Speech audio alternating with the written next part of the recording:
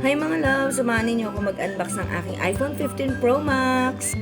I'm so excited and I just can't hide it. Hindi na talaga may tatagi ang kasiyahan na nararamdaman ko dahil finally natanggap ko na yung aking regalo sa aking sarili na 15 Pro Max. Last year kasi niregaluhan ako ng 14 Pro Max. Kaya sabi ko this year, niregaluhan ko naman yung sarili ko ng 15 Pro Max. Hindi ko alam kung bakit hype na hype yung iba sa 15 Pro Max at yan yung aalamin ko.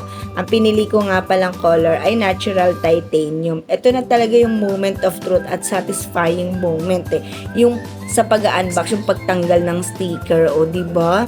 Tapos pagbukas mo may makikita kang mansanas. Tapos may magsisay ng hello. Disclaimer lang po, not to brag po, but to share yung blessing na natanggap ko para sa sarili ko. At dahil vlogger wannabe tayo, kailangan natin ng mga ganitong gadget para naman maging maganda ang pagkuha natin ng ating mga memories na ikikip natin forever. Yun lang!